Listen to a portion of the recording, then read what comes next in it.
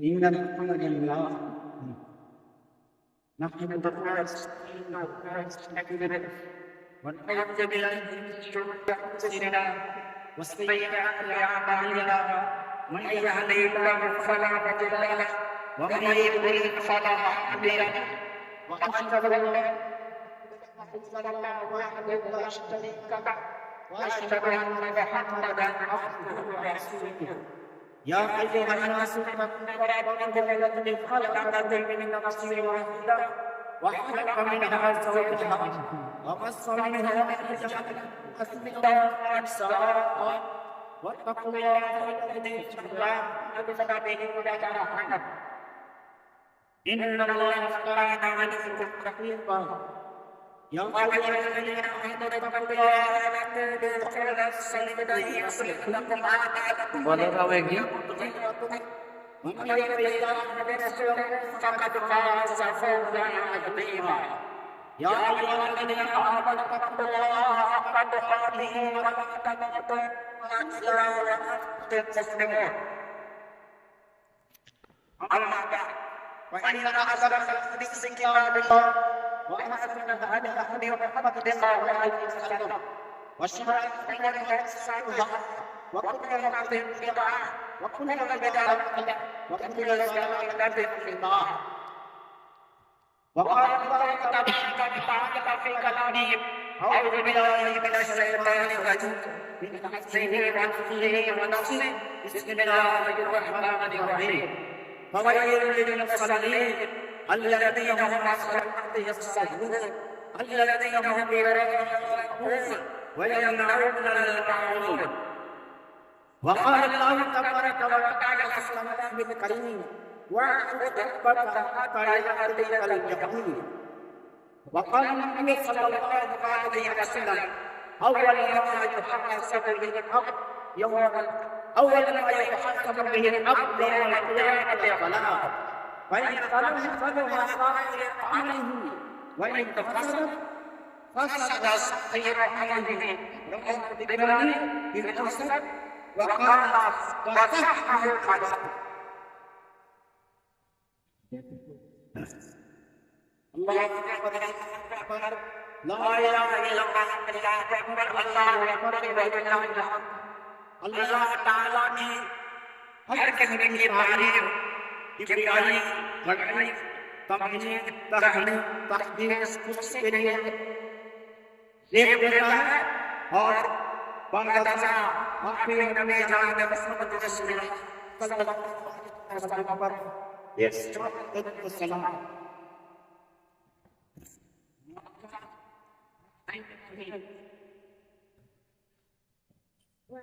آپ کے سامنے قرآن مقدس کی دو آیتیں تلاوت کی گئی مختصر انداز میں آپ کے سامنے اس کی روشنی میں کتاب و سنت کے حوالے سے روشن کرنا چاہتا ہوں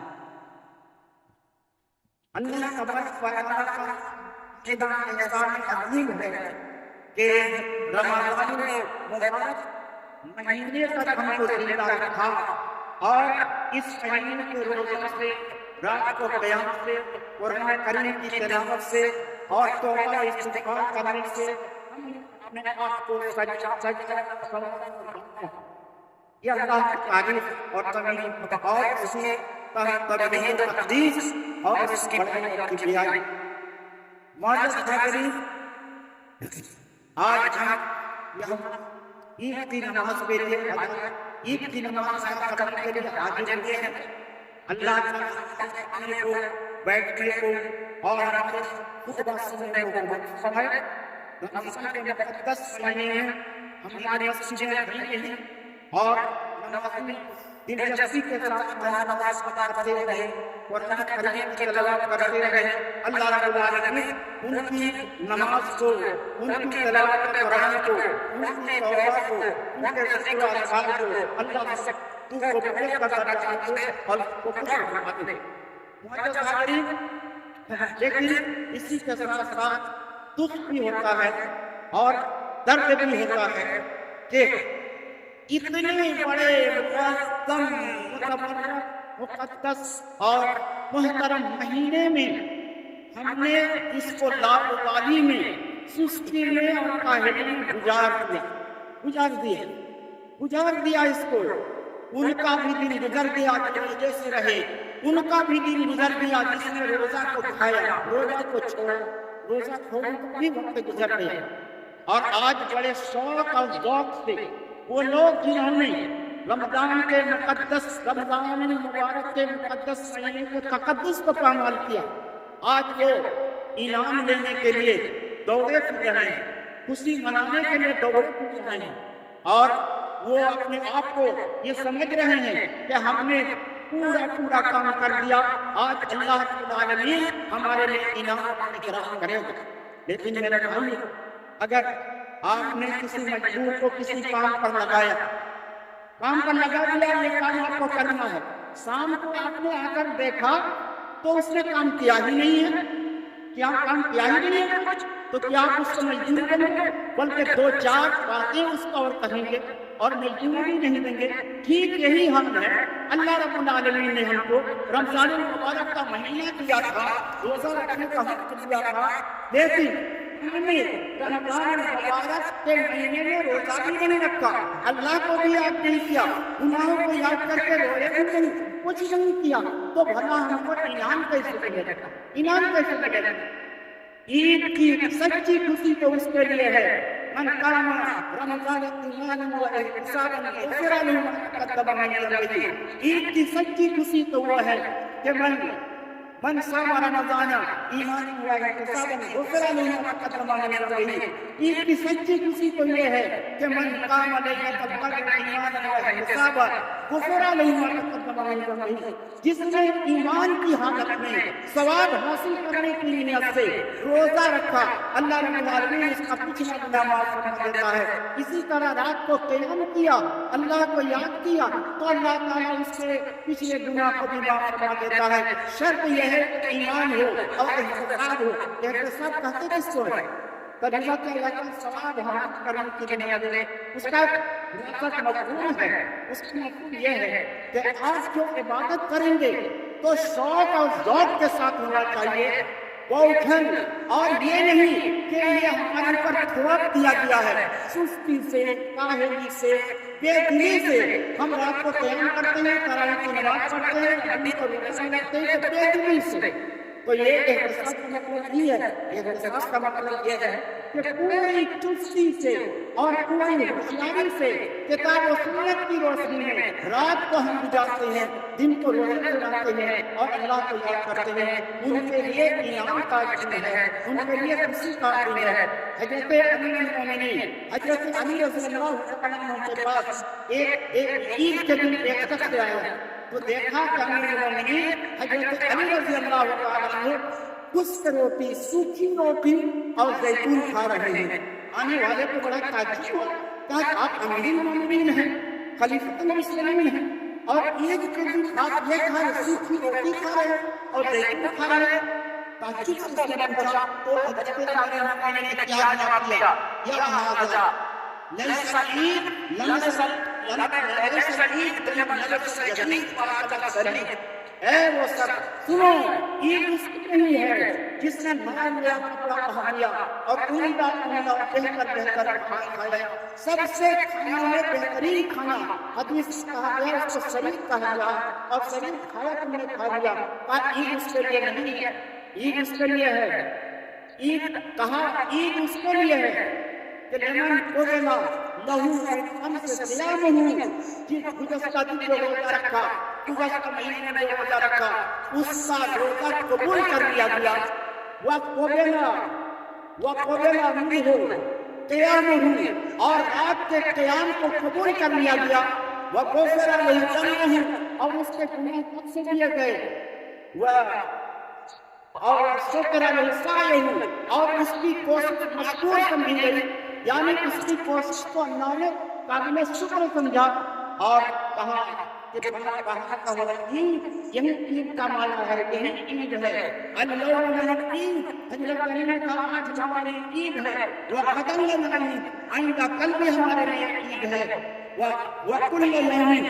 وَكُلُّ يَوْمٍ لَا نَعْصِي اللَّهَ عَزَّ وَجَلَّ فَهُوَ عِيدٌ، اور ہر وہ دن مسلمانوں کے لیے عید ہے جس میں اللہ کی نافرمانی ہم نہیں کرتے، جس میں اللہ کی نافرمانی نہیں کرتے تو روزہ ہم قوم کے لیے مسلمان کے لیے عید ہے، اور اگر ہم اللہ کی نافرمانی کرتے ہیں تو ہم پھر کیسے اللہ کے حقدار ہو سکتے ہیں؟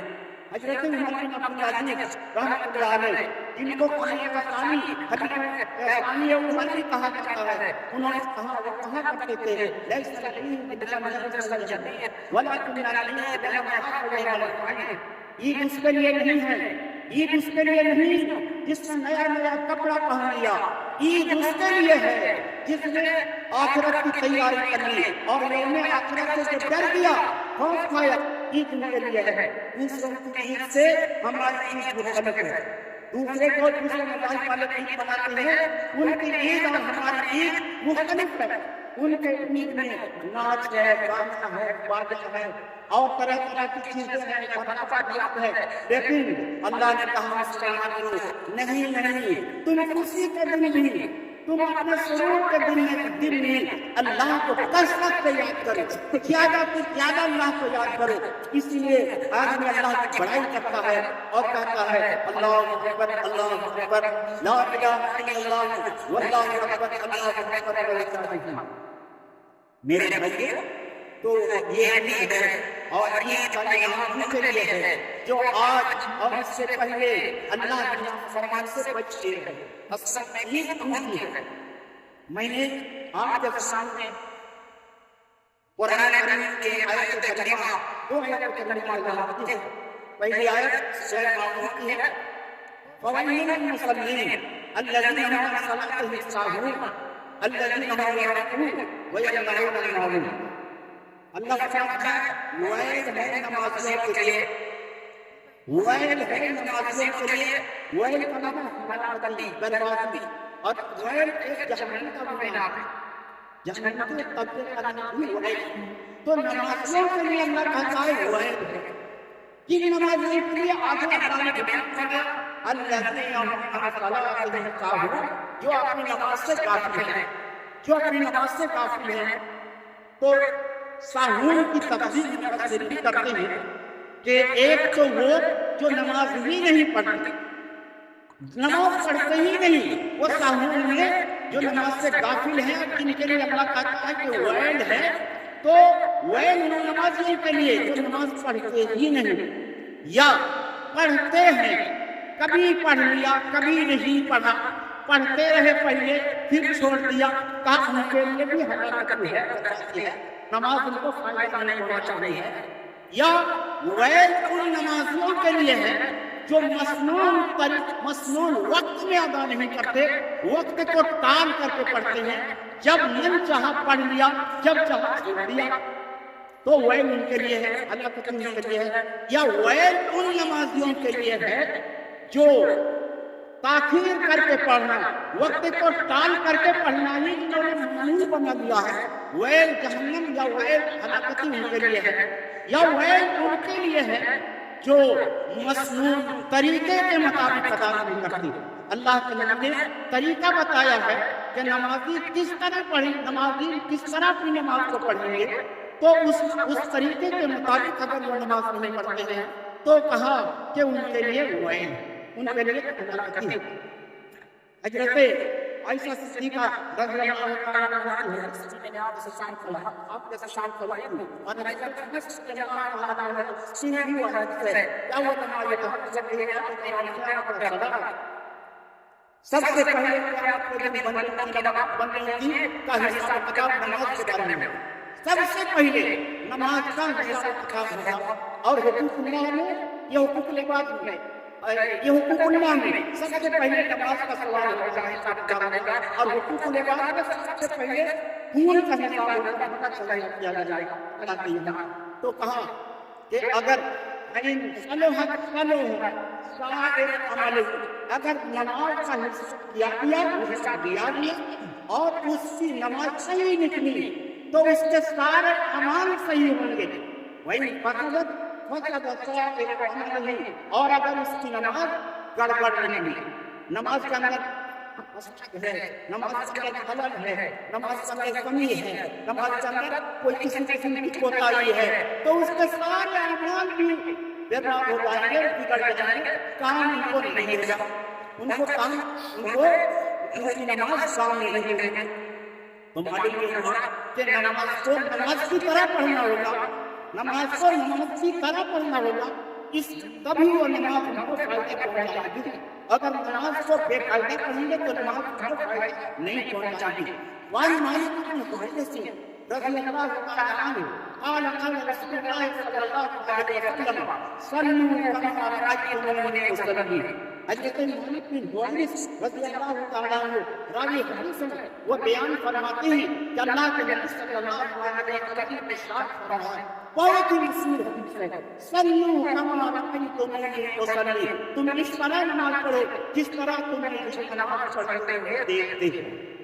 اب نبی کی نماز اگر پڑھتے ہیں تو ہماری نماز ہو رہی ہے، نبی کی نماز ہم اگر نہیں پڑھتے تو ہماری نماز نہیں ہو رہی ہے۔ اب نبی کی نماز کیا ہے، کس طرح ہے، تو ایک ظاہری نماز کا ظاہری حصہ ہے اور نماز کا دوسرا حصہ یہ ہے کہ آدمی اس کو دھیرے دھیرے پڑھتا ہے، پڑھتا ہے، اس کو کرتا ہے، سجدہ کرتا ہے، تو اس کا وہ دوسرا حصہ ہے۔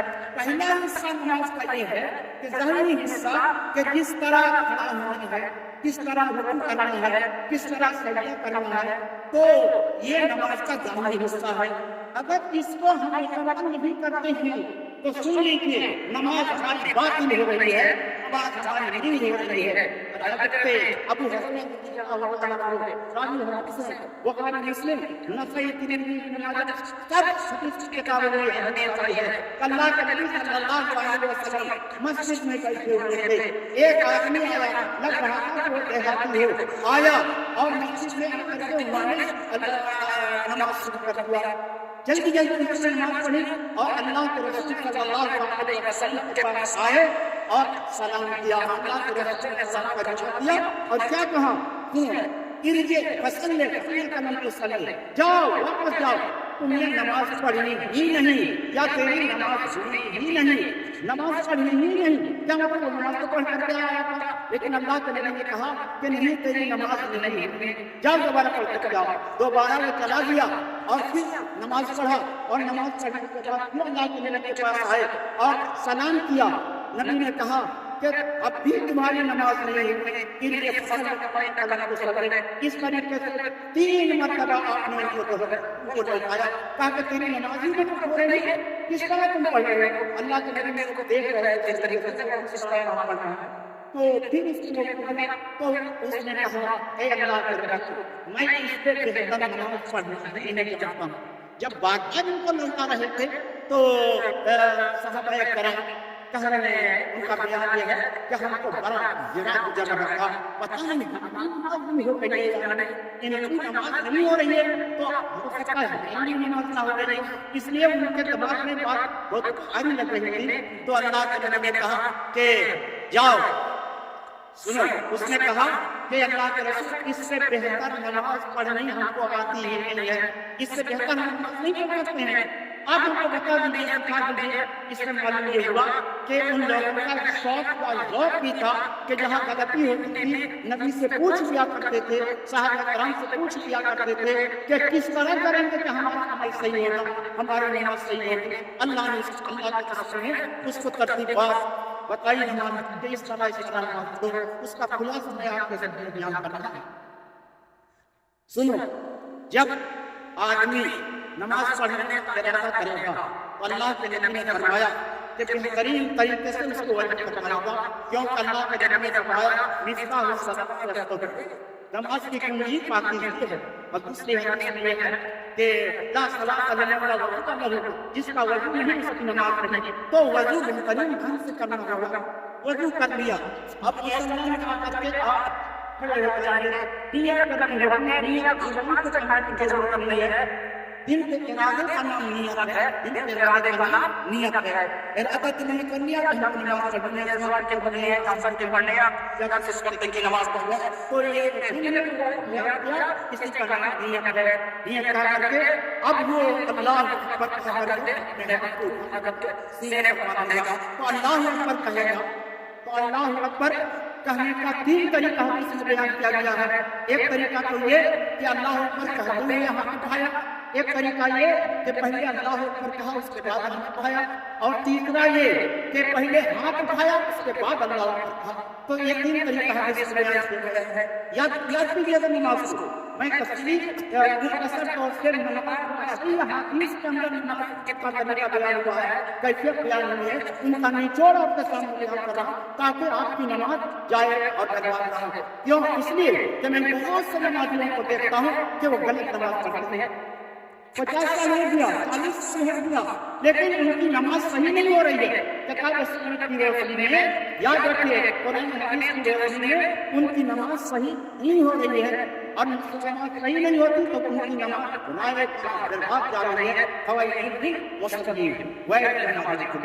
تو اب آپ نے ہاتھ اللہ اکبر کہتے ہوئے ہاتھ اٹھا لیا۔ حنفیہ کہتے ہیں کہ کوئی بھی لفظ اگر جس میں اللہ کی تعظیم ہوتی ہے، اللہ اکبر نہیں کہیں گے، کوئی دوسرا لفظ کہیں گے، اللہ اکبر، اللہ اکبر، خدا کسی سے برتر، اس طرح کا لفظ کہیں گے تو بھی اللہ اکبر کہنے کا کہنے کا ہاتھ اٹھانے کا مطلب پورا ہو جائے گا۔ لیکن حدیث میں ہے مفتاح الصلاۃ، مفتاح الوضو، اور اللہ کے نبی نے فرمایا تحریمها التکبیر و تحلیلها التسلیم۔ تحریمہ نماز کا کیا ہے؟ اللہ اکبر کہنا ہے۔ حدیث میں تکبیر کس کو کہتے ہیں؟ تکبیر کا لفظ ہے باب تفعیل کا مصدر ہے، اس کا مطلب جو اللہ اکبر کہنا ہے۔ نبی نے بتا دیا کہ اس وقت سے اللہ اکبر کہنا پڑے گا، اسی وجہ سے نماز شروع کرنا پڑے گا۔ دوسرا لفظ اگر کہیں گے تو نماز آپ کا شروع نہیں ہو رہی ہے، نماز اللہ کے نبی کی حدیث کی جان بدل گے تو اللہ اکبر کہہ کر نماز شروع کریں گے۔ اب ہاتھ اٹھائیں گے، ہاتھ اٹھائیں گے، یہ رفعتین کا طریقہ اٹھانا، اور یہ گن میں دونوں ہاتھ اٹھانا پڑے گا۔ بہت سے بھائی کو میں دیکھتا ہوں کہ یہ ہاتھ اس طرح سے لیا۔ نماز کے ساتھ یہ مذاق ہے، آپ کا رفعتین صحیح نہیں ہے تو آپ کی نماز صحیح نہیں ہے۔ رفعتین کے بارے میں بیان ہوا، دو حدیث اس سلسلے میں آتی ہے۔ ایک روایت کیا گیا ہے حضرت امام طبری ہے کہ ہاتھ اٹھائیں گے تو موڑے کے برابر، اور ایک حدیث میں آیا سہم اذنیہ ہے، دونوں کانوں کے لو تک، کان کا یہ کنارہ حصہ کو لو کہتے ہیں۔ تو ہاتھ اٹھائیں گے تو کندھے تک اٹھائیں گے، لو تک اٹھائیں گے۔ تو محدثین نے اس کی تدبیر دی، دو طرح کے حدیث میں، ایک میں کندھے تک اٹھانا، دوسرے میں کان کے لو تک اٹھانا۔ تو تدبیر اس کی یہ دیتے ہیں کہ جب آپ ہاتھ اٹھائیں گے تو یہ موٹی انگلی، چھوٹی انگلی جس کو یقین کہتے ہیں، یہ کندھے کے برابر ہو، اور شہادت کی انگلی یہ کان کے لو کے برابر ہو۔ دونوں حدیثوں کو پڑھا جائے گا، اور ہاتھ اٹھاتے ہوئے ہاتھ کی انگلیاں کس طرح رہیں گی، ہاتھ کی انگلیاں بہت سے لوگ اس طرح کرتے ہیں، بہت سے لوگ اس طرح سے جمع کرتے ہیں، نہیں، اس کے خلاف ہے۔ ایک چیز کا حدیث میں بیان آیا ہے، ہاتھ اٹھاتے ہوئے آپ کی انگلیاں خود اس طرح پھیلی ہوئی رہیں گی اور اس طرح جلتی نہیں رہیں گی۔ اس طریقے سے عام طور سے جیسے رکھتے ہیں اسی طریقے سے بدل کرتے ہوئے ہاتھ اٹھاتے ہوئے آپ کی انگلیاں رہنی چاہیے۔ یاد رکھیے کہ رفعتین کرتے ہوئے انگلیاں اس طریقے سے آپ کی کھلی ہوئی رہنی چاہیے، کچھ زیادہ پھیلا بھی نہیں اور کچھ چھٹا کر کے بھی نہیں۔ اور کہاں تک اٹھائیں گے؟ کندھے تک، کان کے لو تک۔ بات ہو گئی۔ اب آپ ہاتھ باندھیں گے، ہاتھ باندھیں گے تو ہاتھ باندھنے کا حدیث میں تین طریقہ بیان کیا گیا ہے۔ یاد رکھیے گا، حدیث میں تین طریقہ بیان کیا گیا ہے۔ ہتھیلی کو ہتھیلی پر رکھنا، ہتھیلی کو ہتھیلی پر رکھنا، یہ ایک طریقہ ہوا۔ دوسرا طریقہ یہ کہ دونوں ہاتھ کو یہ اس طریقے سے یہ کلائی پر ہاتھ رکھنا، اور بس اوقات اللہ کے نبی صلی اللہ علیہ وسلم اس طرح ہاتھ رکھتے ہوئے انگلی سے اس کو پکڑ کر کے گرے رکھتے تھے کلائی کو، یہ پکڑ کر کے دوسرا طریقہ۔ اور تیسرا طریقہ آیا ہے ہاتھ باندھنے کا کہ بازو میں ہاتھ رکھے، بازو میں ہاتھ اس طرح سے رکھے बाजू को पकड़ के कहते हदीस में आया है कि इस तरीके से आप हाथ बांधेंगे तो आपका हाथ सीने पर खुद ब खुद आ जाएगा, जिससे कर नहीं सकते। इस तरीके से बांधेंगे तो सीने पर हाथ आ जाएगा। अल्लाह के नबी ने सीने पर हाथ बांधा।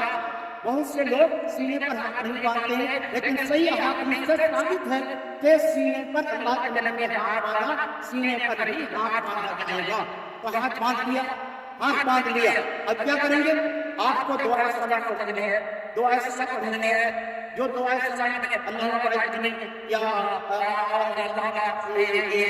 कुर्ती वाज आई है, वो जो दुआ आपको याद है दुआ सलाम आप पढ़ लेंगे। दुआ सलाम पढ़ने के बाद आपको अल्लाह बिस्मिल्लाह सीधे से पढ़ना है और उसके बाद आपको इस लड़का का फातिहा पढ़नी है। इसलिए कि बगैर सच्चा फातिहा कोई नमाज नहीं होती। हाँ, इमाम हो या मुक्तदी हो या अकेला नमाज पढ़ रहा हो या जमात के साथ नमाज पढ़ रहा हो, सूरह फातिहा अगर आदमी नहीं पढ़ेगा तो उसकी नमाज नहीं होगी। अल्लाह के नबी ने बयान फरमाया ला सलात अला मन लम यक़रा बिफ़ातिहातिल किताब, जिसने फातिहा नहीं पढ़ी उसकी नमाज नहीं। तो ये आम है, हर नमाज को ये शामिल है, इमाम के लिए भी, मुक्तदी के लिए भी, अकेला पढ़ने वाले के लिए भी और जमात के साथ पढ़ने वाले के लिए भी, सब के लिए ये जरूरी है कि सूरह फातिहा पढ़े। इसने करार किया कि जनाब अल्लाह ने तो कहा है कि तो इसका जवाब ये अल्लाह के नबी ने कि इसका मतलब ये है कि वो हदीस आम है और ये हदीस हजरत उबादा बिन साबित ला सलाह अला मन लम यक़रा बिफ़ातिहातिल किताब ये खास है। तो उस आम को इस खास ने आम को हकीकत से खास कर दिया नबी ने कि नमाज सूरह फातिहा के बगैर नहीं होती, नमाज पढ़नी होगी। तो अबू हुरैरा से किसी ने कहा इमाम के पीछे होते हैं तो कैसे पढ़ेंगे, कैसे पढ़ेंगे? तो कहा इकरा के नफ्स या फारिसी, कहा ऐ फारिसी तुम अपने दिल ही दिल में पढ़ो। इमाम का पढ़ रहा है तो सुनना भी हो रहा है और दिल ही दिल में तुम पढ़ रहे हो सूरह फातिहा। या इसका ये मफहूम बयान किया जा रहा है कि इमाम कहेगा अल्हम्दुलिल्लाह रब्बिल आलमीन, रुक जाएगा, उसी दरमियान में मुक्तदी अल्लाह के कलाम में पढ़ेंगे। पूरी सूरह करके इमाम को पढ़ना चाहिए, रुक जाना चाहिए। मालिक यौमिद्दीन या ठोकरा देना चाहिए मुक्तदी पढ़ने। अगर इस हालत में भी नहीं पढ़ सके तो जिस तरह भी मौका मिले सूरह फातिहा को मुक्तदी पढ़ेंगे। सूरह में पढ़ेंगे जब इमाम दुआ के साथ पढ़ रहा है उसी वक्त पढ़ लेंगे, या नमाज इमाम के साथ पढ़ेंगे ख़ता में वक़फ़ में, और या तो फिर जब मौका मिल जाए सूरह फातिहा पढ़ेंगे। बगैर सूरह फातिहा के नमाज नहीं होगी। और उसके बाद फिर अल्लाह अकबर कहेंगे, वही जहाँ कहा है उससे अल्लाह कहेंगे रुकू में जाएंगे, रुकू में जाएंगे। अल्लाह के नबी ने रुकू की बड़ी ताकीद की है और बहुत सारी हदीस लाई है और बहुत सारी सही हदीस लाई है। कहा कि रुकू में जब जाएंगे अगर आपका रुकू सही नहीं हो रहा है तो आपकी नमाज नहीं। अल्लाह के नबी ने बहुत से सहाबाए-ए-किराम को देखा कि उनका रुकू सही नहीं हो रहा तो उनको कहा कि तेरी नमाज मुकम्मल नहीं।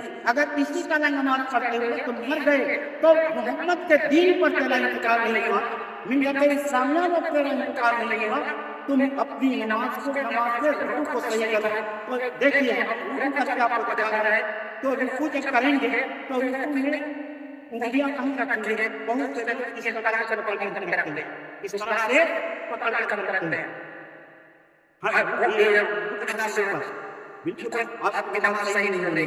बहुत से लोग इस पकड़ते हैं लेकिन उंगलियां इस तरीके से मिला कर रखते हैं, ये भी गलत है। रुकू रखेंगे तो जमा करके कहा कि इस तरीके से उंगलियां नहीं होने लगेंगे और मजबूती के साथ इसको थाम लेंगे और दूसरा करेंगे ये हाथ तना होना चाहिए और पीठ लंबा होना चाहिए।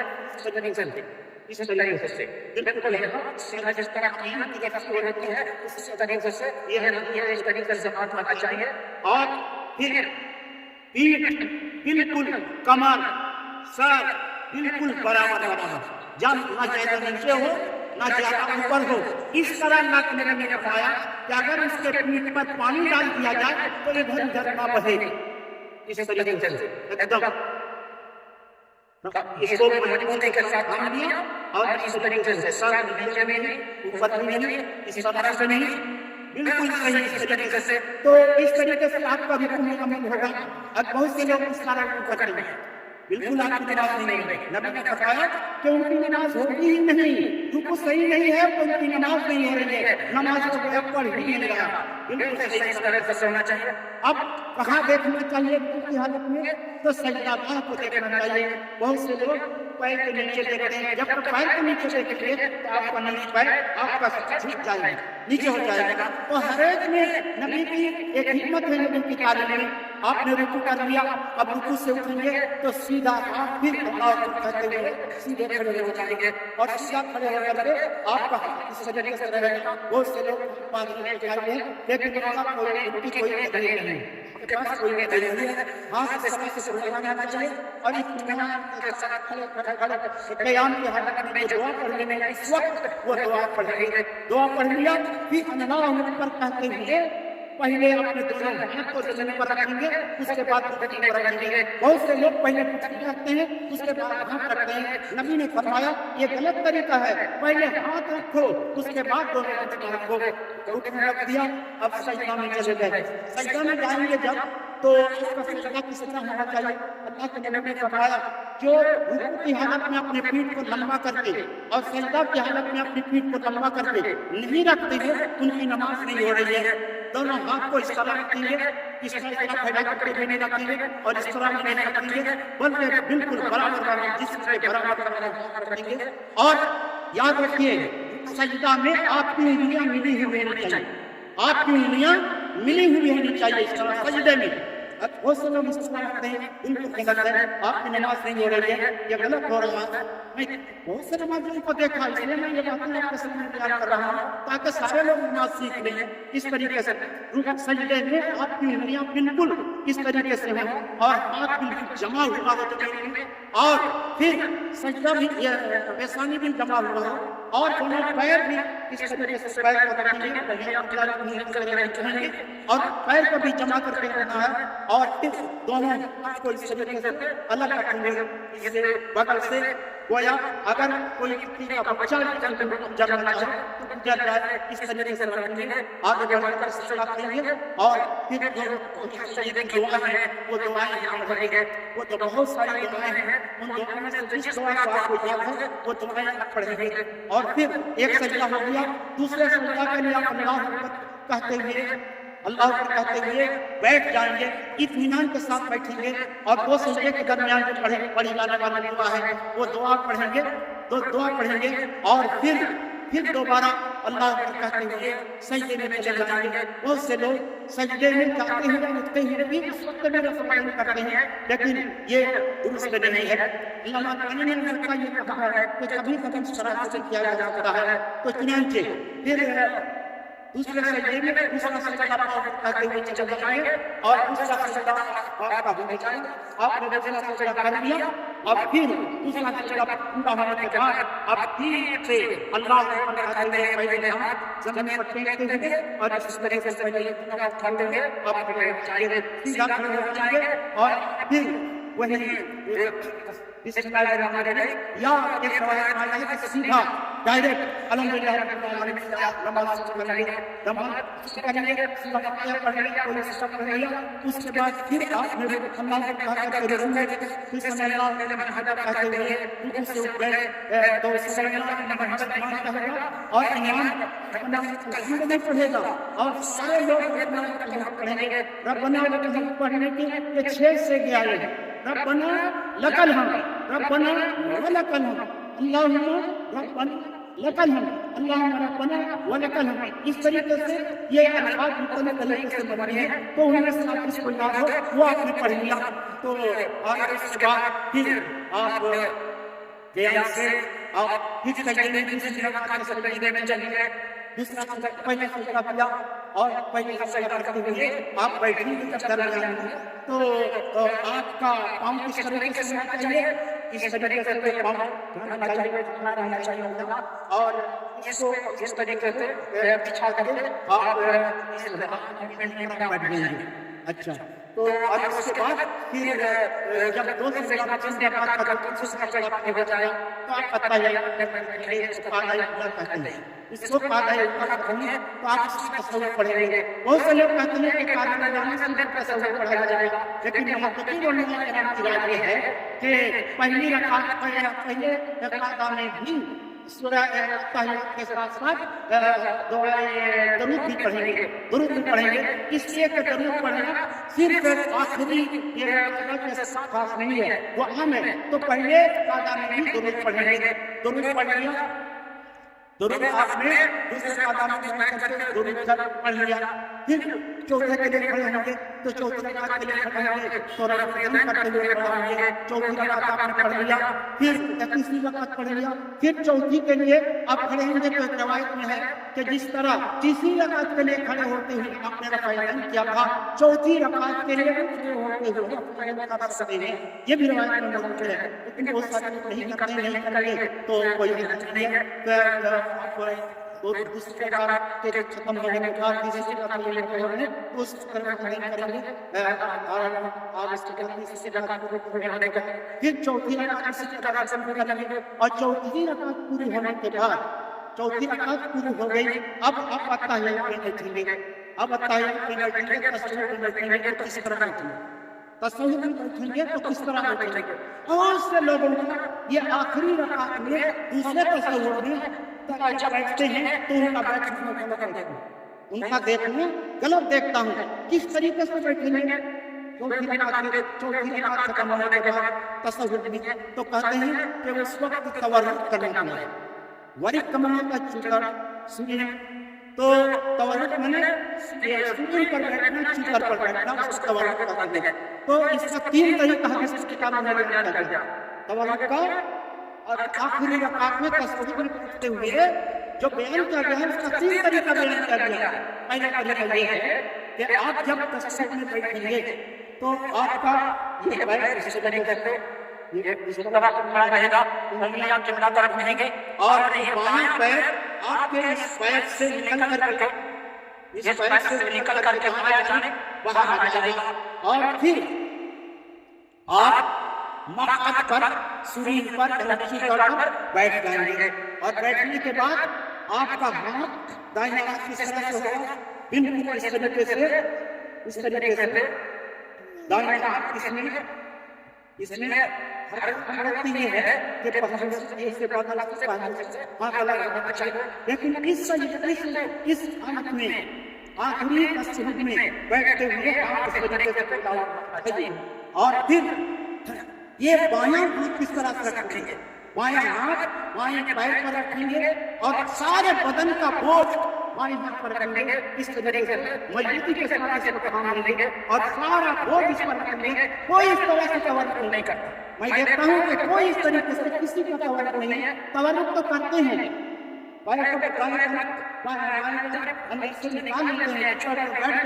لیکن ہاتھ کا بوجھ بالکل پورے بدن کا باڈی کا بوجھ سنتولن اس پر ہو, اس طریقے سے کوئی نہیں کرتے. تو تصور میں بیٹھتے ہوئے آخری تورک میں جو آپ بیٹھیں گے تو بالکل ہاتھ اس پر بدن کا پورا بوجھ اس پر ہونا چاہیے اور اٹھنے کو حکمہ بنا لینا چاہیے, اس طریقے سے پکڑ کر جب بیٹھنا چاہیے.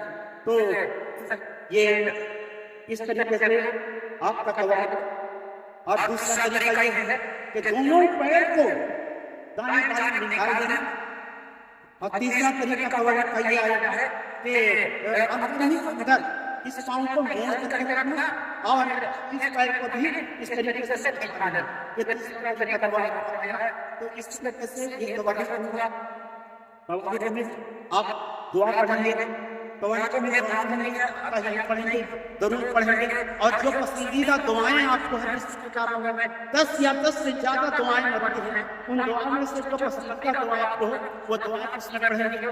وہ دعا پڑھنے کے بعد آپ کو سلام کرنا ہے. اللہ کے نبی نے فرمایا تحریم و تکبیر و تحریم و تسلیم. جب اللہ اکبر کریں گے تحریم ہوا. تو یہ تحریم کا مطلب کیا؟ حرام کر لینا. تحریم کا مطلب حرام کر لینا، باب تفریق کا مصدر ہے کہ حرام کر لیا، یعنی دنیا کی ساری چیز جب اللہ اکبر کہہ کر کے نماز کے لیے کھڑے ہوئے تو ساری چیز آپ کے لیے حرام ہو گئی، نہ ادھر ادھر جھانکنا، نہ ادھر ادھر دیکھنا، نہ کچھ کرنا، نہ گپ سپ کرنا، نہ کوئی گائے گورو کا بھینس بکری کی طرف دھیان لگانا، سب چیز آپ کے لیے حرام ہے، ساری چیز آپ کے لیے حرام ہو گئی، اس کو کہتے ہیں تحریم۔ ہر چیز ہم تکبیر کرنے کے بعد ہر چیز حرام ہو گئی، اس سے آپ نکلیں گے کیسے؟ جو چیز آپ نے حرام کر لیا تھا نماز کے حالت میں، جو چیز ممنوع ہو گیا تھا، اس کو نکلیں گے کس سے؟ جب آپ کی نماز پوری ہو جائے گی، جب آپ کی نماز پوری ہو جائے گی تو آپ کہیں گے السلام علیکم ورحمۃ اللہ، دائیں جانب سے سلام کر لیا، بائیں جانب کہا السلام علیکم ورحمۃ اللہ، بائیں جانب ایک روایت میں آیا ہے کہ صرف السلام علیکم اتنا بھی کہنا کافی ہے، اور ایک روایت میں یہ بھی ہے کہ صرف دائیں جانب سلام پھیرا جائے گا، السلام علیکم ورحمۃ اللہ، تھوڑا سا جھکیں گے اس طرح، ایک ہی سلام بس کافی ہو گیا، ایک ہی سلام، دو سلام کی ضرورت ہے ہمیں نہیں ہے۔ تو اب توارد کے بعد یہ جو جس نے تین پر آپ بیٹھیں گے، 4 رکعت والی نماز میں بیٹھیں گے، 2 رکعت والی نماز میں توارد میں بیٹھیں گے، 2 رکعت میں پڑھیں گے، 2 رکعت میں توارد کیا جائے گا، 2 رکعت میں توارد حدیث میں واضح نہیں ہوا ہے، 4 رکعت یا 3 رکعت والی نماز میں توارد ہے۔ بہت سے لوگوں کو میں دیکھتا ہوں کہ 2 رکعت نماز پڑھتے ہیں اس میں توارد کرتے ہیں، اس لیے میں جو طریقہ میں بتایا وہ طریقہ اختیار کرتے ہیں، تو دو پہلے یہ 2 رکعت والی نماز میں تسلیم کو بیٹھتے ہوئے توارد کرتے ہیں، تو حدیث اس کا ذکر نہیں ہے۔ اللہ تعالیٰ نے کہا ہے کہ صرف آخری رکعت میں توارد کیا جائے گا، جو 3 رکعت والی نماز ہو یا 4 رکعت والی نماز ہو اس میں توارد کیا جائے گا، 2 رکعت والی نماز میں توارد نہیں کیا جائے گا۔ بہت سے لوگ میں دیکھتا ہوں کہ 2 رکعت والی نماز میں توارد کرتے ہیں، وہ ان کا غلط حدیث کے ذریعے ان کا مذہب غلط ہو رہا ہے، ان کا طریقہ غلط ہو رہا ہے۔ تو السلام علیکم کہتے ہیں آپ سلام پھیریں گے دائیں جانب یا صرف ایک جانب آپ سلام پھیر دیا، جو کوئی چیز آپ کو نماز کے اندر آرام کی بات ہے۔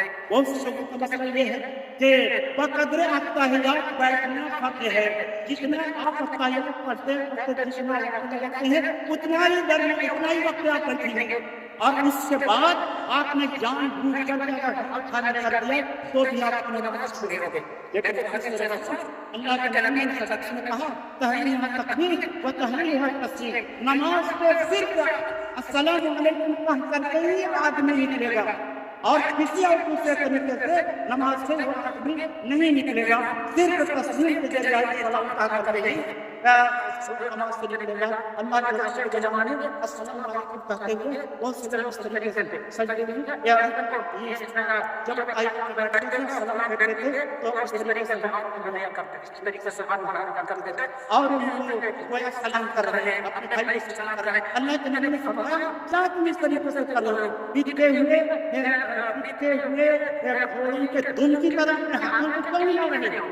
اس وقت صرف السلام علیکم کہو گے، السلام علیکم کہو گے، مطلب ہمارے دائیں جانب جو بھائی ہیں نمازی، بائیں جانب جو بھائی ہیں نمازی، ان کو آپ نے سلام کیا، اور نماز کے اور بچے نماز کے حالت میں جو کہتے ہوئے موجود ہیں ان کو سلام ہو رہا ہے۔ تو یہ نماز کا مختصر کہا جیسا نماز کے زمانے میں یہ خلاصہ بیان نماز کے کہتے ہیں۔ میں امید کرتا ہوں کہ میرے طریقے کو یہ یاد رکھا ہوگا، اور پھر علماء کرام کے سلسلے میں رجوع کرتے ہیں کہ مولانا نے یہ کہا ہے بس یہاں سے غلط ہے، لیکن یہی حدیث کی روشنی میں ہم نے بیان کیا کہیں کوئی غلط نہیں ہے یہ کہا، تو آپ اس کو نماز کر کے رکھیے اور اس طرح نماز پڑھیے، یقیناً آپ کی نماز پوری ہو جائے گی۔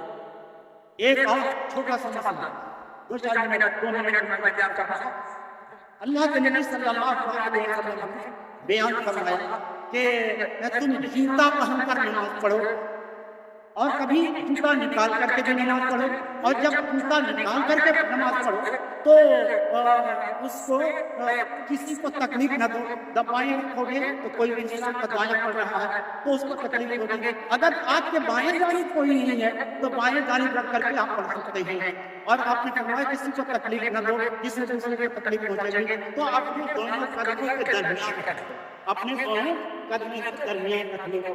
اور کہا اور مساوات تاکیدی حکمت دیتے تھے کہ تم ٹیکا پہن کر کے نماز پڑھو، موزہ پہن کر کے نماز پڑھو، کیونکہ یہودی اس طرح سے نماز بھی پڑھتے ہیں تو ان کی مخالفت کرو۔ اب ایک اس حدیث کی روشنی میں ایک بات کہی جا سکتی ہے کہ بہت سے لوگ گمچھا لینے کا مال لینے کا شوقین ہیں، مال لیتے ہیں تو وہ نماز کو اپنی بدن میں رکھتے ہیں، وہ ہے جو کہتے ہیں وہ سب رکھتے ہیں یا بغیر جو کیا اپن نہیں کرتے ہیں، اور جب نماز پڑھنے لگتے ہیں تو اس طریقے سے نماز کو آگے رکھ دیتے ہیں، اس طریقے سے نماز کو آگے رکھ دیتے ہیں۔ اور آپ نے آپ اگر کہیں گے کہ نماز ہم استعمال کرتے ہیں زینت کے لیے، تو پھر نماز جو اللہ کی خالص خاص عبادت ہے، نماز کی حالت میں آپ زینت کو اتارا، نماز کی حالت میں بھی تو وہ زینت برقرار رکھنی چاہیے، زمین پر کیوں رکھتے ہیں؟ اگر آپ یہ کہیں گے کہ ہم وہاں جو رکھتے ہیں زمین میں تو بچھونا ٹھیک نہیں ہوگا، سجدہ ہمارا ٹھیک ہوگا، تو یہ کہا جا سکتا ہے کہ سارے مسلمان کی نماز ہو رہی ہے، اس بچھونے کی نماز ہو رہی ہے، اور آپ اتنے اہم بن گئے کہ آپ کی نماز گھر رکھ کے بغیر نماز نہیں ہو رہی ہے، آپ کہاں سے آ گئے؟ سب کی نماز ہو رہی ہے، سب کے لیے نماز کے لیے سب بچھائی گئی ہے، یہ ان کی نماز ہو رہی ہے اور آپ سے اس کو نماز پورا کرنا ہے۔ ایک بات یہ اگر آپ کہیں گے اس سے اور ہمارے پاس جو ہے تو دوسری جگہ سے آپ کو نماز کی بات کو اس کو جانے میں نہیں جڑے ہیں کہ میں استعمال کیجیے۔ ہم اگر بغیر ضرورت کے اگر آپ کا اموال دے رہے ہیں تو اس کا مطلب یہ ہے کہ آپ اسراف کر رہے ہیں، ضرورت نہیں ہے اور آپ اس کو استعمال کر رہے ہیں، تو اس اسراف کرنے والا شیطان کا بہانہ ہوتا ہے، تو اس سے بچنا چاہیے۔ آپ اسراف کر رہے ہیں تو اس سے بچنا چاہیے، تو اس طریقے سے احتیاط کرنا چاہیے۔ اگر رکھنا ہی ہے مال کو تو دونوں قدموں کے بیچ میں رکھیے، آگے نہیں رکھیے، دائیں نہیں رکھیے، بائیں نہیں رکھیے۔ ہو سکتا ہے کہ اگر اپنی نماز پڑھنے والے کو اس سے نظر پڑتی ہے تو اس کی نماز خلل پیدا ہوتا ہے اور اس کی نماز کو خامی ہے۔ اس لیے اللہ کے نبی نے فرمایا جب دوسرا بندے سے نماز پڑھو اب کھول دو تو اس کو اپنے قدموں کے نیچے رکھو، دائیں بھی نہیں رکھو، بائیں بھی نہیں رکھو، اس سے نمازوں کو تکلیف ہوتی ہے اور اس کا خلل پیدا ہوتا ہے۔ تو اسی طریقے سے بہت سے لوگ چپلا کھول کر رکھتے ہیں، بہت سے لوگ دھوپ کھول کر رکھتے ہیں، بہت سے لوگ موبائل کر دیتے ہیں، نماز کے اندر خلل ہے، نماز کے اندر یہ خلل ہے۔ اور وہ حدیث اس سلسلے میں دلیل ہے جس میں اللہ کے نبی صلی اللہ علیہ وسلم نے کہا کہ جوتا اگر کھولنا ہے تو دونوں پیر کو نیچے رکھو، دائیں بھی نہیں رکھو، بائیں بھی نہیں رکھو، آگے بھی نہیں رکھو۔ تو یہ حدیث اس بات کی دلیل ہے کہ ہم رومال رکھیں گے تو دونوں پیر کے نیچے رکھیں گے، چشمہ رکھیں گے، موبائل رکھیں گے تو دونوں پیر کے نیچے رکھیں گے، آگے نہیں رکھیں گے، دائیں نہیں رکھیں گے، بائیں نہیں رکھیں گے، دونوں پیر کے نیچے رکھیں گے۔ اللہ چھوٹی چھوٹی سی باتیں عام طور سے آدمی کر رہا ہے اس سے ٹینشن کرنا نظر نہیں آ رہا ہے، یہ میرا انڈیا ہے اور اس شخص کے وقت میں میرا استعمال نہیں ہے کہ ہمیں کو اس طریقے سے نہیں رکھنا چاہیے، اس سے اب خود اس سوالی کو دوسری کرنے لگا ہے۔ اللہ رب العالمین سے میں کہوں کہ پروردگار عالم ہم میں آنے کو قبول فرمائے، ہمارے رفض کو قبول فرمائے، ہمارے قیام کو قبول فرمائے۔ صبر و شکر کے ساتھ ان میں کر کے ناس سنت کے مانوں کو سن رہے ہیں، اللہ رب العالمین سے شکر دعا کو فرمائے اور اس پر عمل کرنے کے توفیق عطا فرمائے۔ پروردگار عالم ہم سے جو میرے مسلمان پروردگار عالم ہم سے جو محروم ہیں ان کے قرض کو ادا کر دے۔ پروردگار عالم ہم سے جو کسی اور قسم کی پریشانی میں مبتلا ہے ان کو ان پریشانیوں سے نجات دے۔ پروردگار عالم ہمارے تمام بھائیوں کو نماز ادا کرنے کی توفیق عطا فرما۔ جس طرح مسجد بھری تھی رمضان کے بعد بھی اسی طریقے سے ہماری مسجد بھری ہے، اللہ اس کی توفیق عطا فرما۔ وآخر دعوانا الحمد للہ۔ السلام علیکم ورحمۃ اللہ۔